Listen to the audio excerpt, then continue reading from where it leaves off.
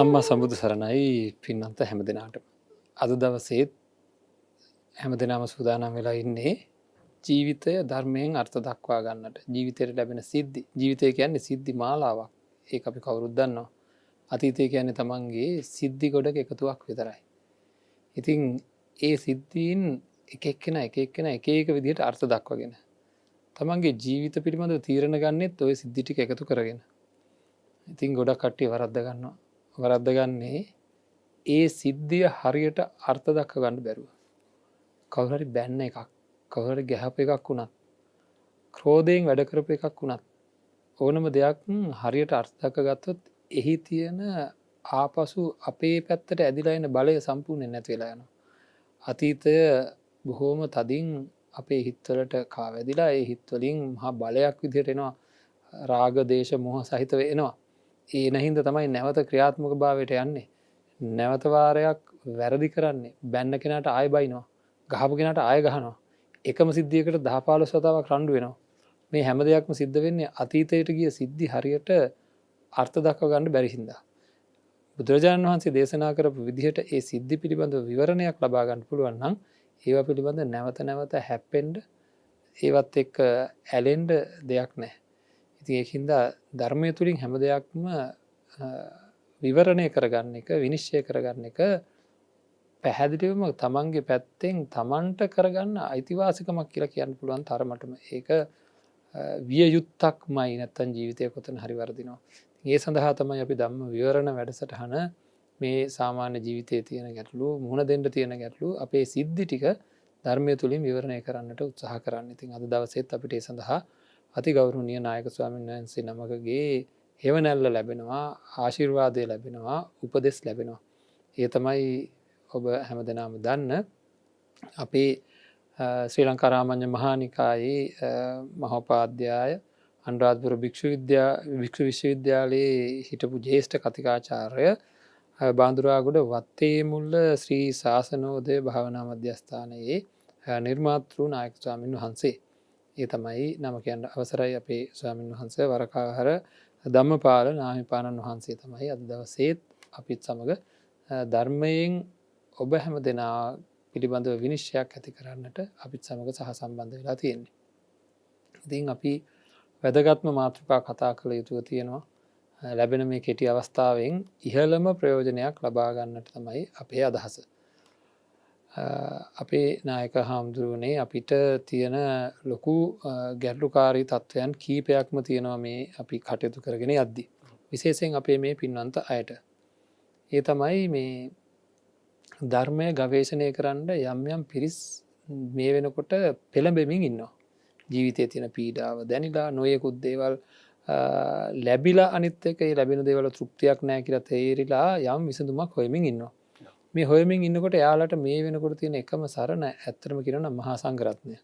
ඉතින් මහා සංඝරත්නයේ සරණ යමින් අපිට වැඩිය ඉහළ තැනක මේ උන්වහන්සේලා වැඩ ඉන්නවා කියන අදහස ඇති කරගෙන මම නොදන්න දේ සංඝයා වහන්සේ දන්නවා කියන නිවැරදි සංකල්පයක ඉඳගෙන සංඝයා වහන්සේ ඇසුරු කරන්නට සූදානම් වෙනකොට අපේ ස්වාමීන් වහන්සේ සමහර ධර්ම කරුණු පිළිබඳව නැත්නම් සමහර ක්‍රමවේදයන් පිළිබඳව දෙපිරිසක් අතර ඊ타මත්ම සමහර ලාවට ටිකක් අශෝභන විදිහටම වගේ වාද විවාද ඇති කරගෙන කටයුතු කරන භික්ෂුන් වහන්සේලාව දකින්න හම්බෙනවා. ඒ හම්බුනහම සමහර ලාට මේ ගිහි පිරිසේ මැදට වැටිලා සමහර ලාට එයාලත් මොකද කරන්නේ ටික දවසක් දැන් දන්නේම නැතුව අර කණ්ඩායම් දෙකටම බෙදලා යනවා.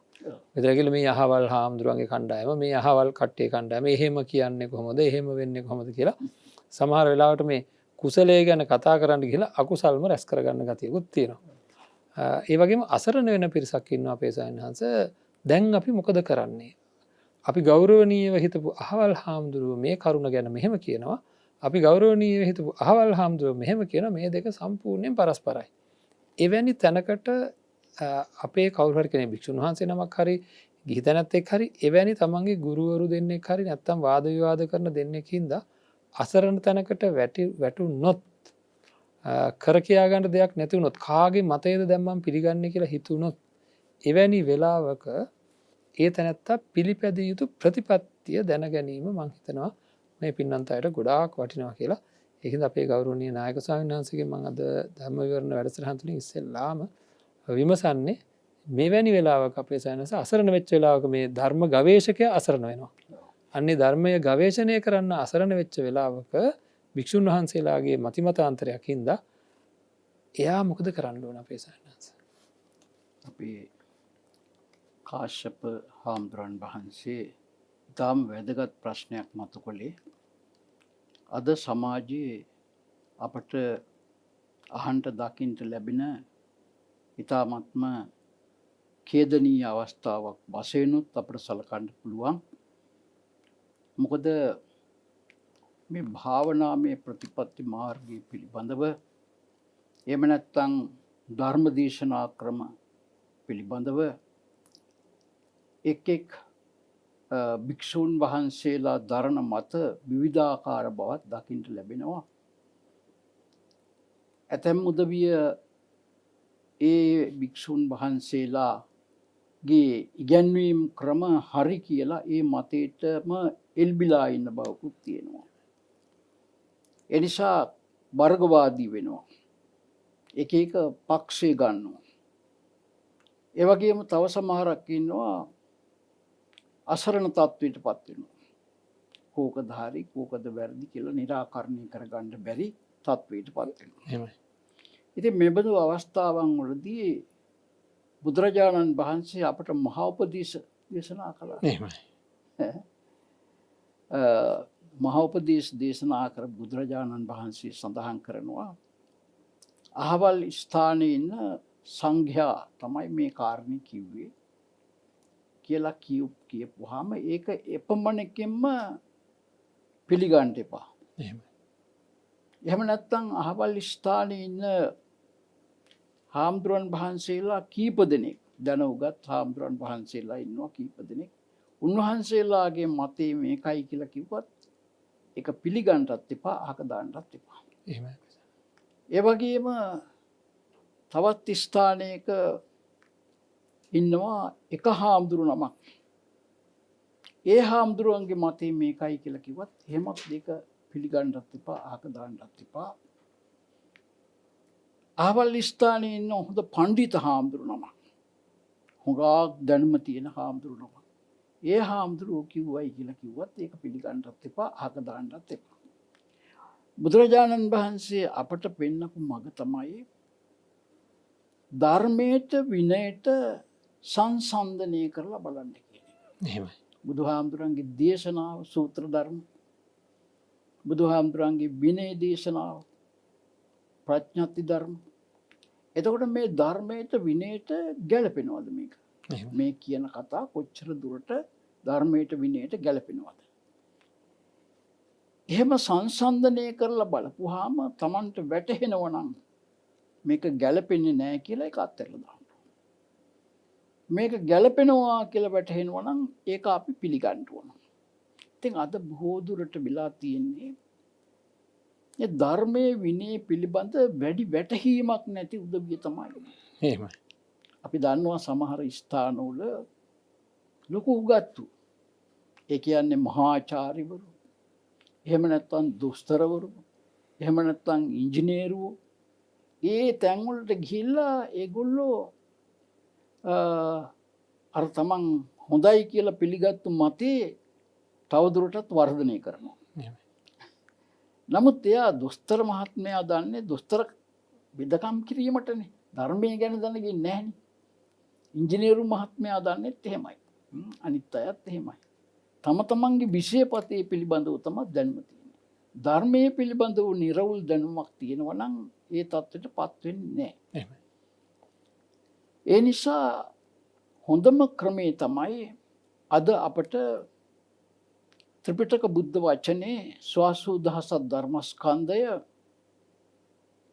අපට දකින්න අපිට තියෙනවා. කියන්නේ ත්‍රිපිටක පොත් වශයෙන් මුද්‍රණය කරලා තියෙනවා. ඒ වගේම ඒවා විද්‍යුත් මාධ්‍ය වලත් තියෙනවා. අපට භාගත කරගන්න පුළුවන්. ඒ නිසා අපි පොතපත පරිශීලනය කරන්න ඕන වැඩි වශයෙන්. පාලි භාෂාව පිළිබඳ දැනුමක් තියෙන්න ඕන. දැන් බලන්න මුස්ලිම් බැතිමතුන් ඉන්නවා. ඒ අයට අරාබි භාෂාව උගන්වනවා පොඩි කාලේ ඉඳලම. ඒ ධර්මයේ විනය කියලා දෙන ගමන් අරාබි භාෂාව පිළිබඳව දැනුමක් ලබා දෙනවා. අපේ පින්වතුන් පාලි භාෂාව පිළිබඳව ඒ තරම් උනන්දුවක් දක්වන්නේ නැති බවකුත් පේනවා. එහෙමයි. බුදුරජාණන් වහන්සේගේ ධර්මය පාලි භාෂාවෙන් සඳහන් වෙලා තියෙන නිසා පාලි භාෂාව පිළිබඳව දැනුමක් තිබුණොත් තමයි ඒ පාලි භාෂාවටම තමයි මගධ භාෂාව කියලා කියන්නේ. මාගධී භාෂාව.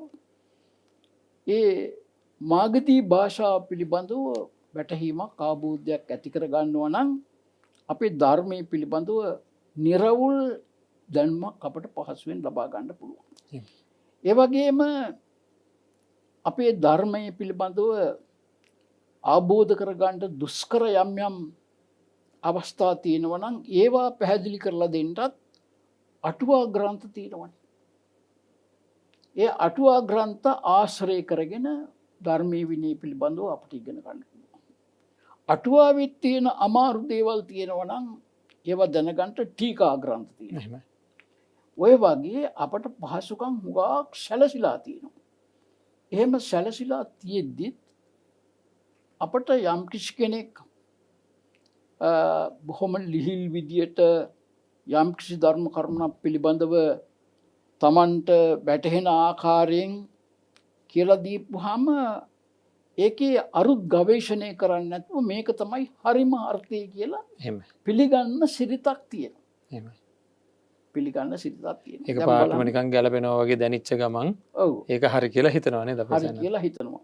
අනිත් එක ඒ උගන්වන උදවියත් ඒවා මේ සිංහලෙන් නිරුක්ති කථනය කරනවා. අර්ථ කථනය කරනවා.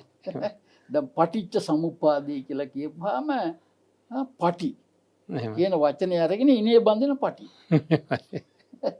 ඉනේ බඳින පටියෙන් බැඳලා තියෙනවා වගේ මේ පටිච්ච ඉච්ඡ කියන වචනේ අරගෙන තමන් කැමති දෙයට තමන් බැඳෙනවා. තමන් කැමති දෙයට තමන් බැඳෙනවා. බැඳිලා සංඋප්පාද වෙනවා කියනවා. සං කියලා කියන්නේ තෝරන විදියට ලෝභ ද්වේෂ මෝහ. ඒවා උපදිනවා. ඒක පාටම අහන් ඉන්න කෙනෙකුට හිතෙනවා අපි හිතපු නැති අර්ථයක් මේකේ තියෙනවා කියලා හිතනවා. පටිච්ච සමුප්පාදය කියන එක තෝරන්නේ ඒ විදියට.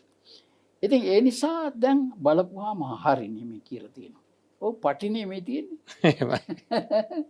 ඉච්ඡ කියන්නේ කැමැත්තනේ. එහෙම. අන්න ওই විදියට ඒ අර්ථ පිළිබඳ වැරදි වැටහීම් ඇති කර ගන්නවා. එයා කරන්නේ විශාල හානියක්. එහෙමයි. බුදුරජාණන් වහන්සේගේ ධර්මය විකෘති කරලා යම් කිසි කෙනෙක් කියලා දෙනවා නම් ඒක ඊටාත්ම නරක දෙයක්. දැන් අපසනස මම හිතන්නේ ඒක සමාවෙන්න ඕන මම බාධාවක් කරලා මෙතෙන්ටම මේක කියන්න ඕනම කියලා හිතෙච්ච හින්දා මම වහන්සේට බාධාවක් කරනවා. ඔව්. මේ බුද්ධ ශාසනය පිහිටවන්න මහා කරුණාවකින් මේ බෝධිසත්වයන්න් වහන්සේ අනන්ත අප්‍රමාණ කාලයක් පෙරම්දම් පුරලා පුදුම ගෞරවයකින් මේ මිනිස්සුන් වෙනුවෙන් මහා කරුණාවකින් මේ ශාසනයේ මේ තියෙන කරුණු ටික සම්බන්ධ කරලා අපිට දෙන්නේ. ඔව්.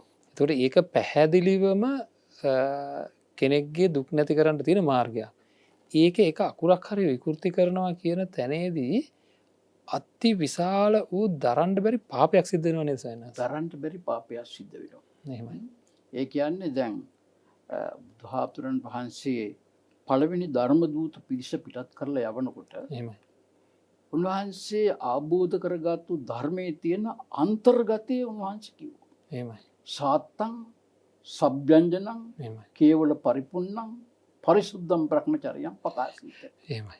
සාත්තං කියලා කිව්වේ ඒක අර්ථ සහිත වෙන්න ඕන. එහෙමයි.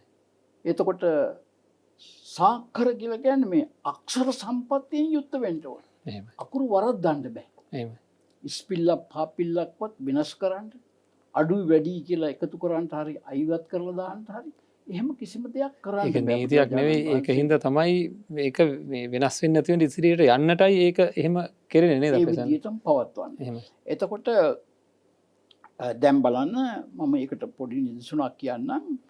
මේ මජ්ක්‍ධිමා ප්‍රතිපදා කියලා කියනවා. එහෙමයි. එතකොට පාලි භාෂාවේ එහෙම නැත්නම් මාගධී භාෂාවේ අපේ සිංහල භාෂාව වගේ නෙවෙයිනේ.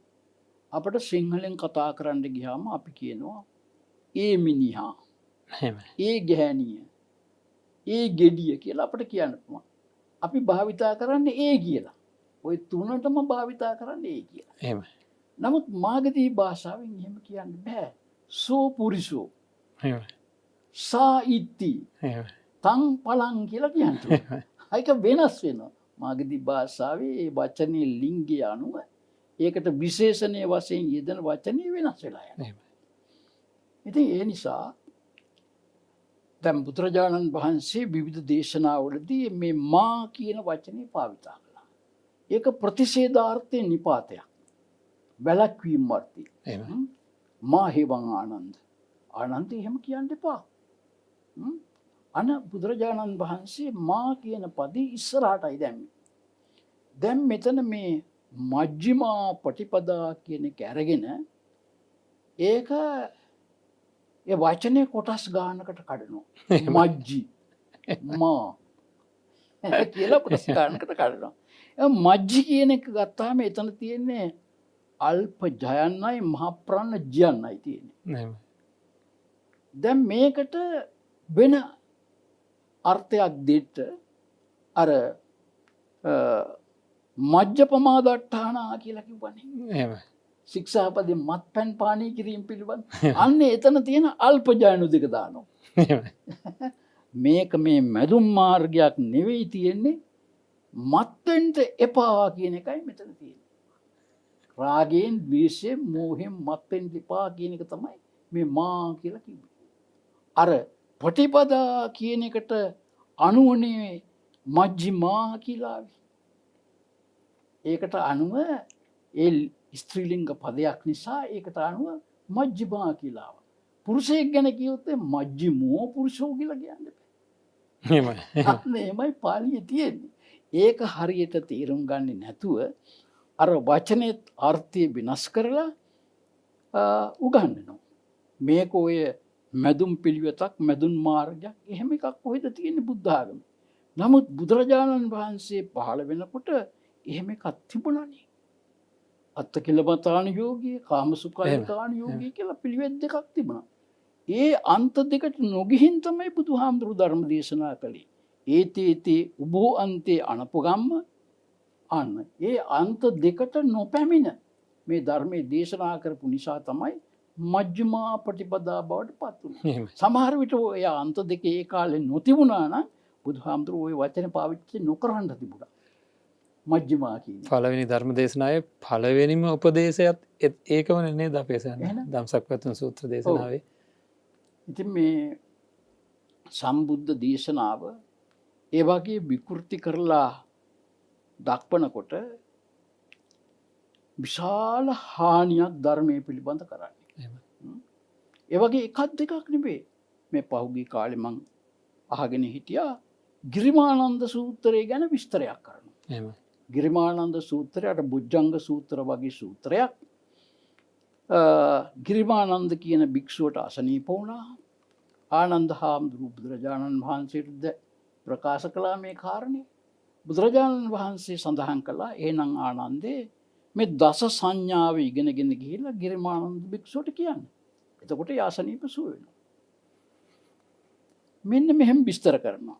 ගිරිමානන්ද, ගිරි කියලා කියන්නේ පර්වතය. කන්ද.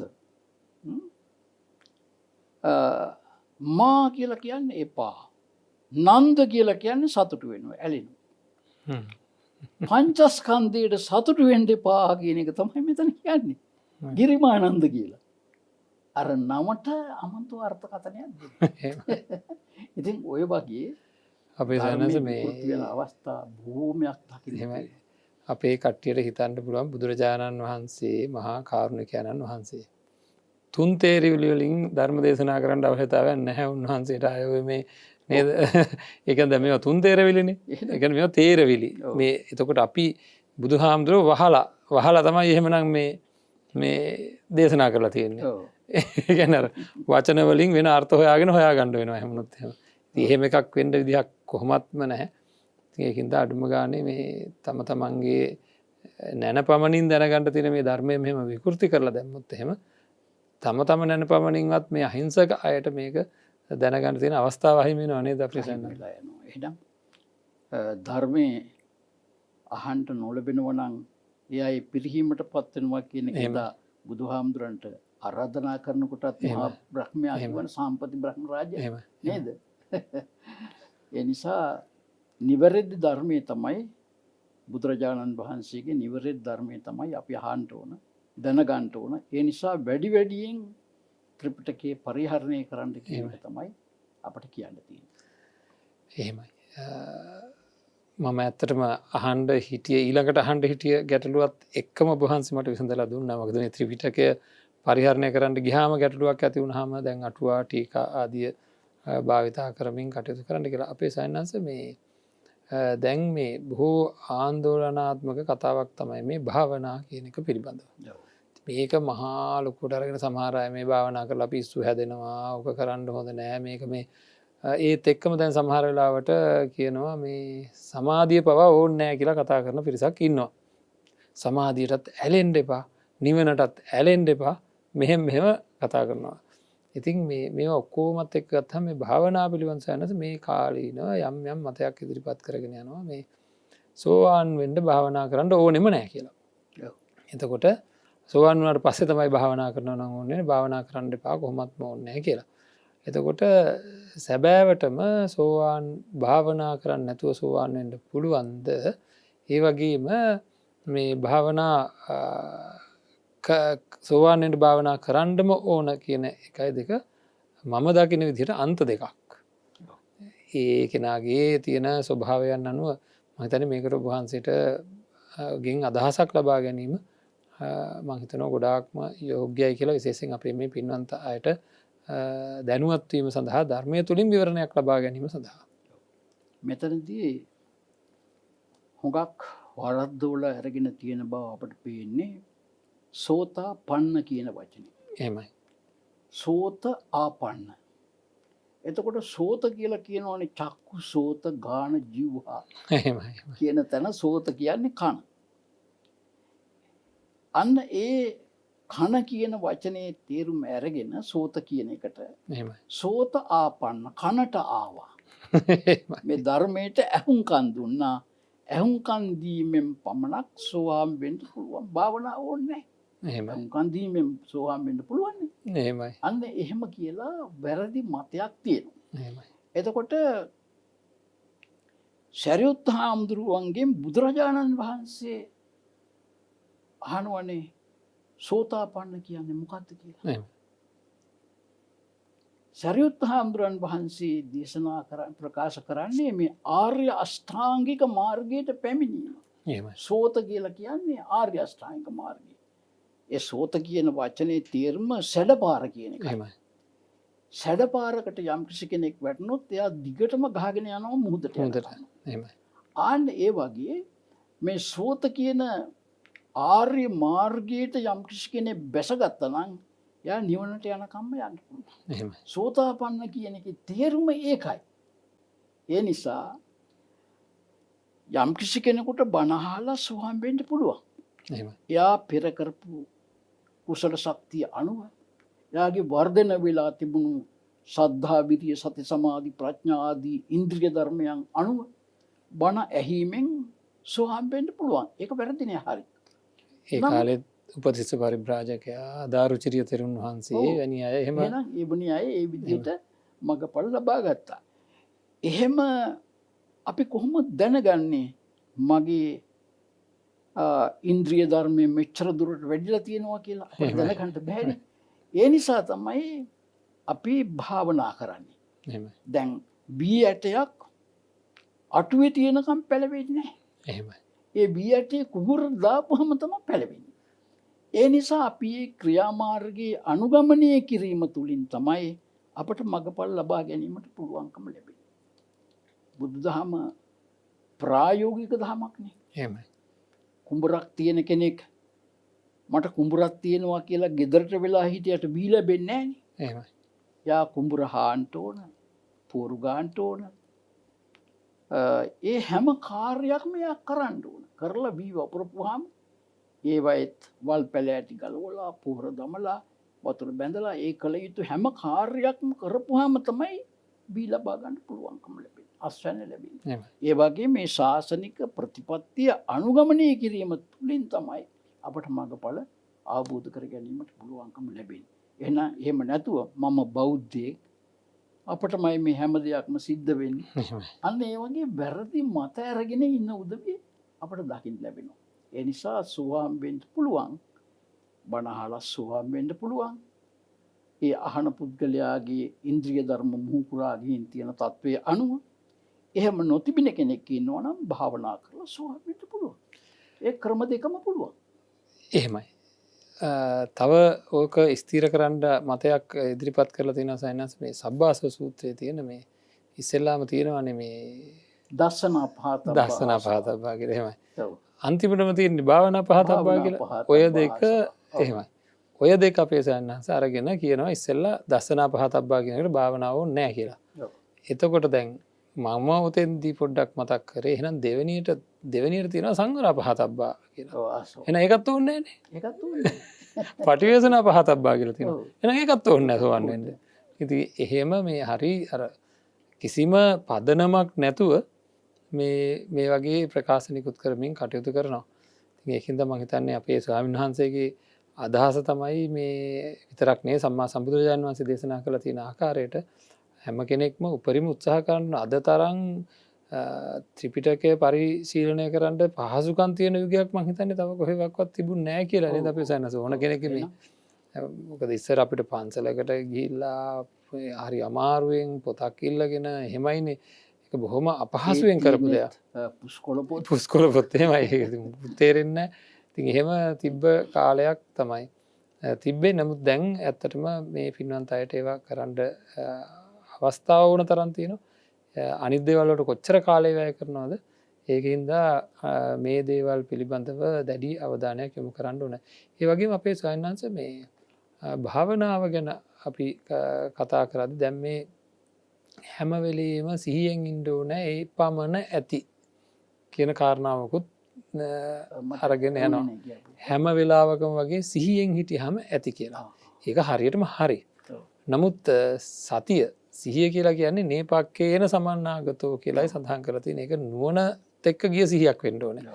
දැන් කෙනෙක් පොල් ගානකොට මම පොල් ගානවා, බත් කනකොට මම බත් කනවා කිය එහෙම එකක් සිහිය කියලා අර්ථ දක්වමින් මේ දවස්වල ලොකු ප්‍රචාරයක් අරගෙන යනවා. මේ සිහිය කියන්නේ ඒ මොහොතේ ඉඳීම, ඒ මොහොතේ ඉඳීම. කියන්නේ දැන් අර ධර්මයේ තියෙන රස මුසු තැන් අපේ සායනස ඉහළ රසයක් තියෙන තැන් නිකන් පහත් තැනකට දාලා මේ මොහොතේ ඉඳීම කියන එකේ වටිනාකම අතීතයට හිත යන්නේ නැති, අනාගතයට අතීතයේ ලුහු බැඳ යන්නේ නැති, අනාගතය ප්‍රාර්ථනා කෙරෙන්නේ නැති, මේ අනාගතය අතීතය අමතක කළ මිනිහ නෙවෙයි. තණ්හා දෘෂ්ටි මාන්න වලින් ඇදෙන්නේ නැති ස්වභාවයක්නේ. ඉතින් එහෙම එච්චර ඒක මහා රසයක් විඳින්න පුළුවන් අවස්ථාවක්. ඒ කියන්නේ ඇත්තටම මේ මාර්ගඵලලාභීන් ගැන කතා කරන දෙයක්නේ. බද්දේ කරත්ත සූත්‍රය වැනි සූත්‍ර ධර්ම වල මේ කරුණු විග්‍රහ කරලා තියෙද්දි මේ වර්තමානයේ අපේ සයන්නාස මේ සතියෙන් ඉඳීම කියලා ඉවර වෙලා මේ මොහොතේ ඇවිදිනවා නම් ඇවිදිනවා කියලා දැනගෙන වතුර වීදුරුවක් බොනවා නම් වතුර වීදුරුව දිහා බලාගෙන ඉඳයි මොකද්ද මහා මේ ලෝකයේ තියෙන මොකක්ද විකාරයක් මෙහි ගෙනල්ලා මේ කරකවන ගතියක් තියෙනවා. ඒකට ඇත්තටම මේ සතිය අර්ථ දක්ව ගන්න ඕනේ. සතියෙන් ඉඳීම කියන එක මොකක්ද කියන එකත් අර්ථ දක්ව ගන්න ඕනේ. මේ පිළිබඳව ඔබ වහන්සේ දැනුවත් කරොත් මං හිතන්නේ වඩා හොඳයි කියලයි. ඒක අපිට මට මේ පින්වන්ත අයට ලොකු යහපතක් වේවි. දැන් සති කියලා කියන්නේ සිහිය. බුදුරජාණන් වහන්සේ සිහිය ගැන බොහෝම ධර්ම දේශනා කරලා තියෙනවා. එහෙමයි.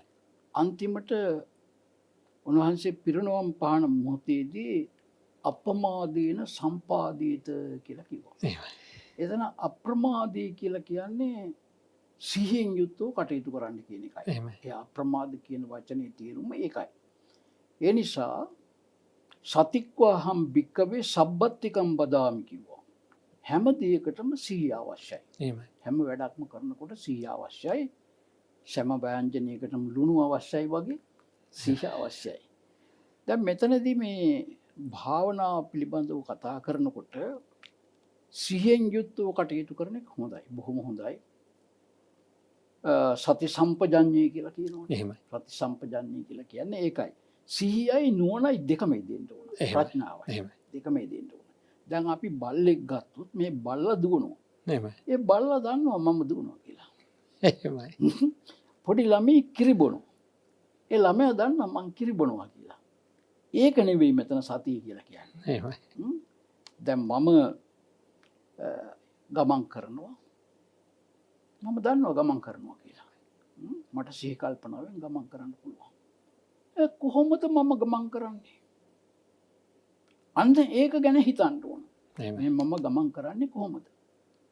මගේ හිතේ හැඟීමක් ඇති වුණා. එහෙමයි. ඒ හැඟීම නිසා චිත්ත කිරිය වායෝ ධාතුව කියන එක හට ගන්නවා. එහෙමයි. එහෙමයි. ඒ වායෝ ධාතුව නිසා මගේ ශරීරයේ අවයව එකින් එක උස්සලා ඉදිරියට දියනවා. අන්න ඒක තමයි ගමන් කිරීම කියන්නේ. එතකොට මේ මම කියලා කෙනෙක් මෙතන ඉන්නවද? මේ පඨවි ආපෝ තේජෝ වායෝ කියන ධර්මතාවයන්ගේ ක්‍රියාකාරීත්වය තමයි මෙතන තියෙන්නේ. අන්න ධාතු මනසිකාරය කියලා කිව්වේ ඒකයි. ධාතු වශයෙන් කොටස් කරලා බලනවා. එහෙම බලනකොට තමයි ඒක භාවනාවක් බවට පත් වෙන්නේ. එහෙමයි. එහෙම නැතු මම යනවා කියලා හිත පමණින්ම භාවනාවක් වෙන්නේ නැහැ. අර නැවක් රුවල් නැවක් සුළඟේ වේගයෙන් යනවා වගේ මේ ශරීරයේ ක්‍රියාත්මක කරන්න අවශ්‍ය කරන දේවල් අපේ ශරීරය තුල තියෙනවා. එහෙමයි. ඒ වාගේ ක්‍රියාත්මක වීම තමයි අපි හිතෙන් පණිවිඩයක් දීපුවාම ඒවා ක්‍රියාත්මක වෙනවා. මං කාටවත් ගහන්න ඕන කියලා හිතුවොත් මගේ අත ගිහිල්ලා වදිනවා රැග්. එහෙම නැතුව එතන කරන්නේ කරවන්නේ කියලා ගන්න බෑ නේද සයන්? කරන්නේ කියලා ගන්න බෑ. එහෙමයි. එතකොට එහෙම නමුත් වෙනවා. දැන් මේ නමුත් සිද්ධ වෙනවා. හුස්ම ගැනීමම ගත්තා වුණත් ඔව්. ඒකත් එහෙම ඉතින් අපි ගන්නවා නම් අපි මෙලහට අපවත් වෙලා ගොඩක් කල් අමතක වෙනවනේ ඔව්. ඒක වෙනවා. මමතකුණා නම් එහෙමයි. ඒක වෙන්න පුළුවන්. ඔව්. ඒ නිසා අපි හැමදේටම සිහිය උපදවාගෙන කටයුතු කරන එක බොහොම හොඳයි. විශේෂයෙන් අපේ දරුවෝ ඉගෙන ගන්නවා. ඉගෙන ගන්න දරුවෝ ඔන් සිහි බුද්ධියෙන් ඒවා ඉගෙන ගන්න එපා. එතකොට ඒවා මතක තබා ගන්න පුළුවන්කම ලැබෙනවා. මතක තබා ගත්තම සාර්ථකව විභාගෙට ලියන්න පුළුවන්. සමහර උදවිය ඉගෙන ගන්න දේවල් පිළිබඳව ඒ තරම් සැලකිල්ලක් දක්වන්නේ නැහැ. විභාගෙ කිට්ටු වෙනකොට මාසයක් කමාරක් මැරීගෙන දඟලනවා විභාගෙ කියන්නේ. අර අවුරුද්දෙම බත් එක මාසකින් කන්න බෑනේ. එහෙමයි. ආන්න ඒ වගේ ඒ නිසා සිහි කල්පනාවෙන් කටයුතු කරන එක හොඳයි. නමුත් අපි නිවන් දකින්න බලාපොරොත්තු වෙනවා නම් මේ නාම රූප ධර්මයන්ගේ ක්‍රියාකාරීත්වයේ සිද්ධ වෙන ආකාරය දකින්න ඕනේ. එහෙමයි. නිවන් දකින්න. ඒ සඳහා තමයි අපි උත්සාහවත් වෙන්න ඕනේ. එහෙමයි. නාම රූප ධර්මයන්ගේ ක්‍රියාකාරීත්වයේ සිද්ධ වෙන ආකාරය දකින්න. භාවනාව කියන්නේ ඒක තමයි. එහෙමයි. භාවනාව කියන්නේ නාම රූප ධර්මයන් පිළිබඳව කොටස් කරලා ධාතු වශයෙන් ප්‍රතිකූල වශයෙන් විවිධාකාරයෙන් කොටස් කරලා බලන්න පුළුවන්. ඒ බැලීම තුළින් අපි සත්‍තිස් බෝධිපාක්ෂික ධර්ම අප තුළ උපදවා ගන්න එක තමයි භාවනාව කියන්නේ. සතර සතිපට්ඨාන, සතර ඉද්ධිපාද ඔය ආදි වශයෙන් කතා කරපු මේ සත්‍තිස් බෝධිපාක්ෂික ධර්ම අප තුළ උපදවා ගත්තාම උපදවා ගන්නකොට තමයි අපේ තියෙන කෙලෙස් වලින් මිදෙන්න අපට පුළුවන්කම ලැබෙන්නේ. එවැනි තත්ත්වයකට පත් වෙන්න තීව්‍රව පංච උපාදානස්කන්ධයට අවධානය යොමු කරන්න අවශ්‍ය කරන තීව්‍ර මනසක් හොඳ හිතක් ඕනේ. අපේ සන්නස මේ අපේ හුඟක් අය දන්නේ නැහැ පංචශීල ප්‍රතිපදාව ඒකත් එක සතර කමටහන ඔබ වහන්සේ කලින් කිව්ව සීලවන්තකම සහ ගුණවන්තකම වර්ධනය වෙන්නේ ඒවයින්. ඉතින් ඒ වගේ දේවල් ගැන සමහර අය ලඝු කොට සලකනවා අපේ සන්නස මේ ධර්මය තුළම ඉන්න උත්සාහ කරන අය. පටන් ගන්න යන්නේ ඔබ වහන්සේ ඔය කියන දැන් අපි ඔය කතා කරපු සති සම්පජාන්නේ වගේ තැනකින් තමයි ඒ කියන්නේ ඒකේ ඉහළම තැනකින් පටන් ගන්න එක තමයි කෙරෙන්න ඕනේ කියලා. එක දවසක් දැන් මට එක තරුණයෙක් ඇවිල්ලා කියනවා පංච උපාදානස්කන්ධයේ ත්‍රිලක්ෂණය අවබෝධ වෙන භාවනාවක් කියන්න කියලා. මම ඉතින් කේසාලෝමා නකා දන්තා තචෝ මන්සං කියලා මේ පටික්කුල මනසිකාරය ගැන කිව්වහම මට කියනවා ඒක හරියන්න ඒව සම්මත කේසා ලෝමා නකා කියන සම්මත කියවන්ට කියව සම්මතය තමයි වැඩෙන්නේ. ඒකද ඔබහන්සට වැරදිලා තියෙන වහාම මේ ආර්යුත්තමයකින් ධර්ම දේශනාවක් ශ්‍රවණය කරන්න හරියනවා ඕක තමයි කරන්න ඕන කියලා මාව ඇදගෙන අන්ඩ හදනවා දැම ආර්යුත්තමයකින්නවා කියලා. ඉතින් මේ දැන් මූලිකව තමන්ගේ හිත වර්ධනය කරන්න ඕනෑ අර පංචුපාදානස්කන්දේ අනිත්‍ය තමන්ගේ මනසින් දකිින්ට ඕන කරන ඇතමක නීවර ධර්මටි යටපත් කරගන්න පැයකොට මිසල පේසන්න නැත්තන් හෙම දකිින්ට බෑනේ මේක ගොහොමත්ම ති නීවරන් ධර්ම යටපත්තෙන්ට මේ සතරකමටහන පංචසීල ප්‍රතිපදාවහෙම අප්‍රමාණ උදව්වක්නි කරන්න.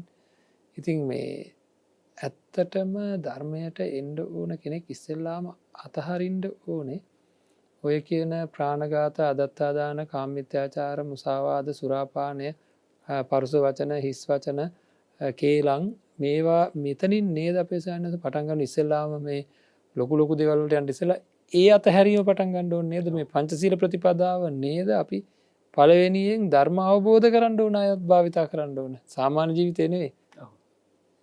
කියන්නේ දැන් බුදුරජාණන් වහන්සේ නිර්වාණ ගාමිනී ප්‍රතිපදාව ආර්යෂ්ඨාංග මාර්ගය වශයෙන් දේශනා කළා. එතකොට ඒ නිර්වාණ ගාමිනී ප්‍රතිපදාව කොටස් කරනවනේ සීල සමාධි ප්‍රඥා කියලා. සම්මා වාචා කම්මන්ත ආජීව. එතකොට සීල කියලා කොටස් කරලා තියෙනවා. සමාධි කියලත් කොටස් කරනවා ප්‍රඥා කියලත් කොටස් කරනවා. ඉතින් මේ බුද්ධාගමේ උගන්නන මේ ක්‍රියාදාමය සීලයෙන් තමයි ආරම්භ වෙන්නේ. එහෙමයි. ප්‍රධාන වශයෙන් සීලයෙන් තමයි ආරම්භ වෙන්නේ. ඉතින් සීලය කියපුවාම අපිට ගිහි සිල් පැවිදි සිල් කියලා කොටස් කරගන්න පුළුවන්. තවත් හුඟා ප්‍රභේද තියෙනවා විසුද්ධි මාර්ගයේ දක්වලා. ගිහියන් පංචශීලය ආරක්ෂා කරනවා. භික්ෂුන් වහන්සේලා සාමණේර සීලය උපසම්පදා සීලය ආරක්ෂා කරනවා.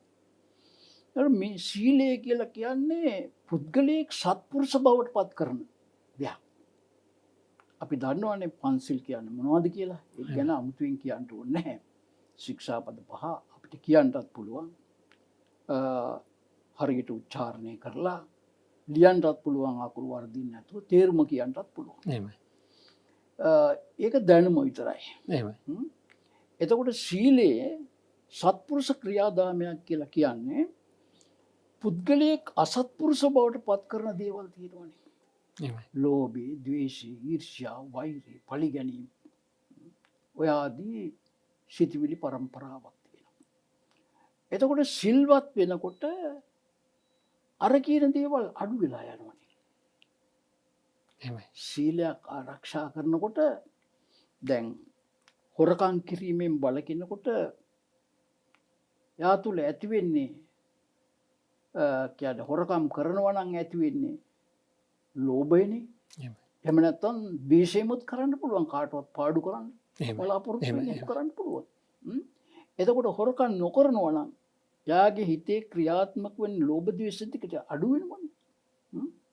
ඒ නිසා පංචශීලයේ සඳහන් වෙන ඒ කරුණු පිළිබඳව සලකලා බලනකොට ලෝකේ කවුරුත් ඉහළින්ම පිළිගන්න දෙයක් තමයි මේ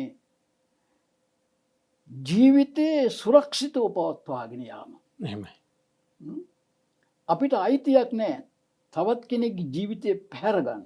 එහෙමයි. ජීවිතකාමෝ අමෘතකාමෝ කියලානේ කිව්වේ. මැරෙන්න කැමති නෑ ජීවත් වෙන්න කැමති. සුඛකාමෝ දුක්ඛ පටික්කුලෝ. සැප බලාපොරොත්තු වෙනවා දුක පිළිකුල් කරනවා. ඉතින් එහෙම කෙනෙක්ගේ ජීවිතයක් අපි පැහැර ගන්න එකනේ මරණවා කියලා කියන්නේ. එහෙමයි. මරණයටපත් කරනවා කියන්නේ. තිරිසන් සත්වයෝ පවා ඒ ජීවිතය රැක ගැනීමට උපරිම උත්සාහය දරනවා. යාට ජීවත් වෙන්න අයිතියක් තියෙනවා. එහෙමයි. එයාලා රැක ගන්නත් උත්සාහ කරනවනේ හැම වෙලේම නේද? ඉතින් ඒ නිසා ඒ අනිත් අයගේ ජීවිත සුරක්ෂිත කිරීම ඒ වගේම අනිත් අයගේ දේපොළ පිළිබඳව ඒ අයට භුක්ති විඳින්න අවස්ථාව සලසලා දීම කියන මේ කරුණු දෙක මේ පංචශීලයේ පිළිගන්නේ නැති අනිත් රටවල් වලත් මේ කරුණු දෙක පිළිගන්නවා. එහෙමයි. එහෙමයි. පංචශීලයේ පිළිගත්තත් නෑ මත්පැන් බීම ආදී සමහර රටවල් වල පිළිගන්නවනේ. එහෙමයි. දේශගුණික තත්ත්වය අරව මේව නිසා. එහෙමයි. ඉතින් ඒ නිසා මේ පංචශීල ප්‍රතිපත්තිය කියන එක සක්විති රජතුමාගේ ජාත්‍යන්තර ප්‍රතිපත්තිය. එහෙමයි.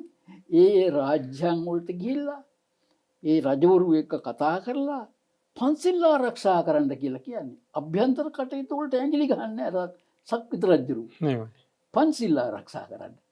ඒ නිසා මේ පංචශීලයේ කියන එක සත්පුරුෂ චර්යාවක්.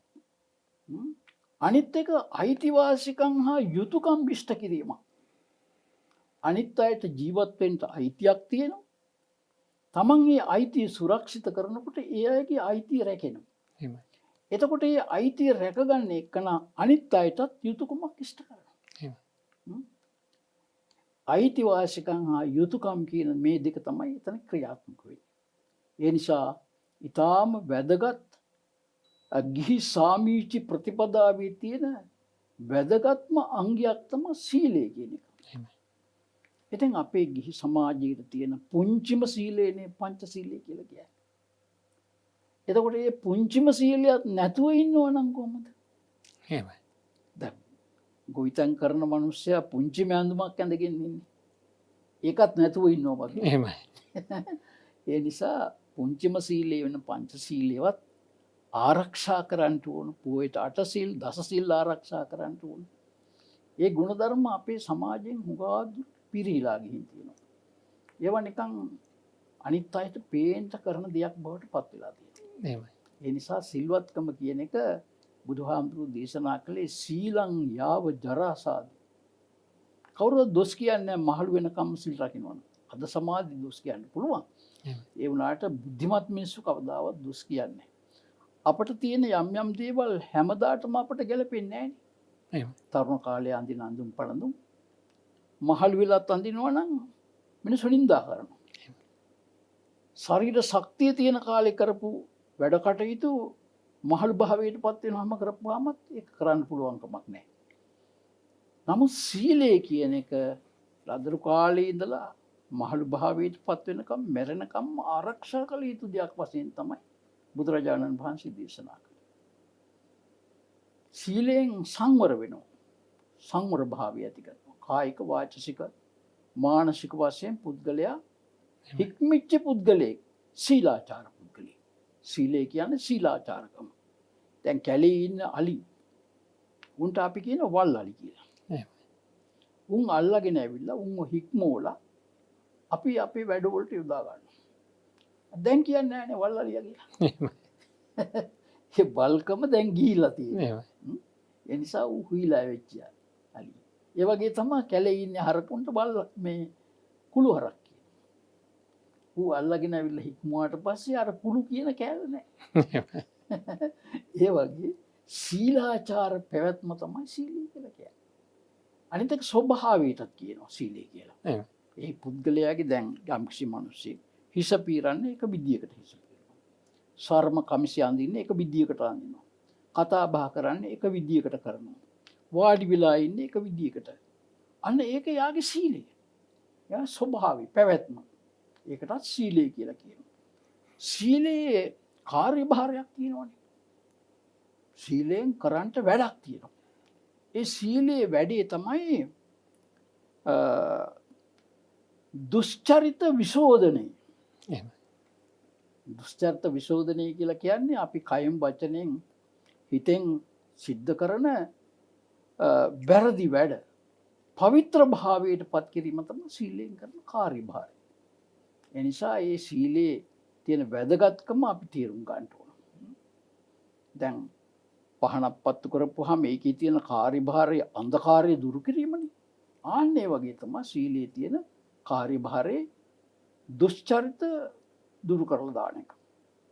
අනිත් එක තමයි සීලයේ තියෙනවා මේ සමුදානාර්ථය කියලා එකක් තියෙනවා. ඒ වගේම තවත් උපදාහරණාර්ථය කියලා අර්ථයක් තියෙනවා. සමුදානාර්ථය කියලා කියන්නේ හිත පවිතු ලාමක අරමුණු ඔස්සේ දුවන්ට දෙන්නේ නැතුව රැක ගන්න එක. අපි වැරදි වැඩ කරන්නේ අපේ හිත නරක දේවල් වලට යොමු වුණාමනේ. ලෝභ ද්වේෂ මෝහ ආදී නරක හිතවිලි පරම්පරාවක් ඇති වුණාම තමයි අපි වැරදි වැඩ කරන්නේ. ඒ නිසා එහෙම ඒවා ඔස්සේ දුවන්න දෙන්නේ නැතුව හිත ආරක්ෂා කරනවා සීලය මගින්. ඒක තමයි සමුදානාර්ථය කියලා. එහෙම. තවත් අර්ථයක් තමයි උපධාරණාර්ථය. උපධාරණාර්ථය කියලා කියන්නේ පිහිට වෙනවා. ඒ කියන්නේ උසස් මානසික ගුණධර්ම ඇති කර ගැනීමට මේ සීලය භූමියක් වෙනවා. ඒක නිසා තමයි මේ ධ්‍යාන අභිඥා මාර්ග භාවනා ඵල සච්චි කිරියා ඔයනි දේවල් ඇති කර ගැනීමට සීලය උපකාර වෙනවා. ඉතින් බුදුරජාණන් වහන්සේගේ ධර්මය උන්වහන්සේ අර මහමුදට සමකරානේ. එහෙමයි. මහමුද අනුපුබ්බ නින්නෝ අනුපුබ්බ පෝනෝ අනුපුබ්බ පබ්බාරෝ කියලා හැඳුන්වන්නේ. ඒක ක්‍රමක්‍රමයෙන් තමයි යටට යන්නේ. ගැඹුරට යන්නේ. එකපාරට මහ ප්‍රපාතයක් නැහැ. ඒ වගේ ශාසනික පිළිවෙතක් අනුපුබ්බ සීලා, අනුපුබ්බ කිරියා, අනුපුබ්බ පටිපදා කියලා කිව්වේ.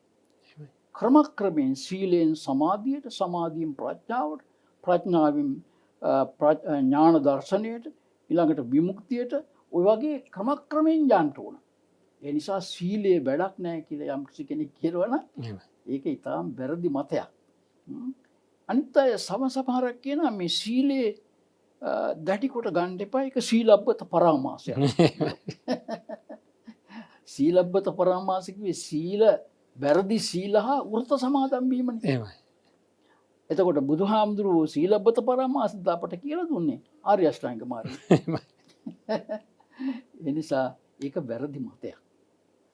තමන්ට හිතිච්ච ඒවා කියන එක මේ යන්තමින් වචනයට ගැලපුණා විතරයි කියන එක ලොකු වැරද්දක් මේ අපේ සමාජයේ මේ කටයුතු සිද්ධ කරගෙන යද්දී නිවැරදිව කටයුතු කරන්නට අපි පුරුදු පුහුණු වෙන්න ඕනේ. ඉතින් මේ සීලයේ තියෙන වටිනාකම දැනගත්තාම අපිට ඒක ඥාන සම්ප්‍රයුක්ත කුසලයක් විදිහට කරගෙන යන්න පුළුවන් නේද අපේ සානහස. ඉතින් අපිට මේ තියෙන දුක් නැති කරගන්න ලැබිලා තියෙන අවස්ථාව කියලා හොඳට තේරෙනකොට ඒ ආරම්භ වෙන්නේ එතනින් කියලා තේරෙනකොට ඒක බොහෝම සන්තෝෂයෙන් මට මේ ලැබිලා තියෙන සියලු දුක් නැති කරන්න තියෙන අවස්ථාව මේ ලැබිලා තියෙන කියලා බොහෝම සන්තෝෂයෙන් ඇතුළාන්තයෙන් සන්තෝෂයකින් මේ සීලය ආරක්ෂා කරන්න පුළුවන් වගේම ඒක වෙන කෙනෙක්ගේ කීමකට නැතුව තමන්ගේම මෙහෙවීමකින් තමන්ගේම ඇතුළාන්ත මෙහෙවීමකින් සිද්ධ කරනවා නම් ඒක මහා කුසලයක් වෙනවා. නමුත් හැබැයි වැඩි දෙනෙක් අපේ සීලය ආරක්ෂා කරනකොට මේ වචන ටික විතරක් කියලා ඉන්න අයත් ඉන්නවා. ඒකේ තියෙන වටිනාකම දන්නේ නැතුව. ඉතින් ඒකයි අපි ලොකු විවරණයක් ලබා ගත්තේ අද දවසේ. තාම වටිනම කාරණා කිහිපයක් ධර්මයේ තුලින් විනිශ්චයකට ළඟා කරගන්න අපිට අවස්ථාව ලැබුණා. ඒක අපි භාග්‍යයක් කොට සලකමු. භාග්‍යයක් කොට සලකනවා. ඉතින් අපිට ලැබිච්ච දුර්ලභ අවස්ථාවේ මං හිතන්නේ අද දවසේ අපි අපේ වැඩසටහනින් උපරිම ප්‍රයෝජනයක් ලබා ගත්තා කියලා. උන්වහන්සේගේ වැඩමවීම අපිට මහා ගෞරවයක්, අපේ ආයතනයට ගෞරවයක්. ඒ වගේම අපිට බොහෝ කරුණු රැස් කරගන්න ලැබීම අපි ලත් භාග්‍යයක් කොට සලකමු. ඉතින් අද දවසේ ධම්ම විවරණ වැඩසටහන සඳහා ජයමග රූපවාහිනී පරිසරයට වැඩම කරන්නට යෙදුනේ ශ්‍රී ලංකා රාමඤ්ඤ මහා නිකායේ මහෝපාද්‍යය අනුරාධපුර භික්ෂු විශ්වවිද්‍යාලයේ හිටපු ජ්‍යෙෂ්ඨ කතිකාචාර්ය බාඳුරාගොඩ වත්තේ මුල්ල ශ්‍රී ශාසනෝදය භාවනා මධ්‍යස්ථානයේ නිර්මාතෘ අතිපූජනීය නම කියන්න අවසරයි වරකාවැහැර ධම්මපාල නාහිමිපාණන් වහන්සේ. ඉතින් ශ්‍රී ලංකා රාමඤ්ඤ මහා නිකායේ අපි වැනි භික්ෂුන් වහන්සේලාට අතිමහත් වූ සේවයක් සිද්ධ කරන මඟ පෙන්වන ධර්ම විනයෙන් පෝෂණය කරන්නට මහා සේවයක් සිද්ධ කරන නායක ස්වාමීන් වහන්සේ නමක් තමයි අපිට අද සම්බන්ධ කරගන්න පුළුවන් වුණේ. ඉතින් ඔබ අප හැමදෙනාම තුළ ජනිත වුණා සීල පුණ්‍ය ශක්තිය උන්වහන්සේ සිද්ධ කරගෙන යන මේ ශාසනික සේවය තවත් උපවත් කරන්නට තව බොහෝ කාලයක් මේ ශාසනය චිරස්ථිතිය සඳහා කටයුතු කරන්නට දීර්ඝායුෂ වේවා, නිදුක් නිරෝගී චිරජීවනය ලැබේවා කියලා අපි ප්‍රාර්ථනා කරමු. ඒ වගේම උන්වහන්සේ මේ ලෝකයට ජනිත කරපු අම්මා තාත්තට පවා නිවන් දකින්නට හේතු වේවා. පැවිදි ජීවිතයට උත්පත්ති ලබා දුන්න ආචාර්යුත්තමයණන් වහන්සේලාට ඒ උතුම් බලාපොරොත්තු ඉෂ්ට සිද්ධ කරගන්නට හේතු වේවා. ඒ වගේම උන්වහන්සේටත් බලාපොරොත්තු වෙන බෝධියකින් උතුම් නිවනින් සැනසෙන්නට මේ සියලු පුණ්‍ය ශක්තියින් හේතු වේවා කියලා අපි ප්‍රාර්ථනා කරමු. ඒ වගේම ඔබ හැමදෙනාටමත් ධර්ම ශ්‍රවණමය ආනිසංසය උතුම් අවබෝධය සඳහාම වේවා. යහපත් ජීවිත ලැබිලා මේ ජීවිතය සාර්ථක කරගෙන සසර සූපත් කරගෙන චතුරාර්ය සත්‍ය ධර්මය අවබෝධය සඳහාම හේතු වේවා කියලා ප්‍රාර්ථනා කරනවා. හැමදෙනාටම තෙරුවන් සරණයි.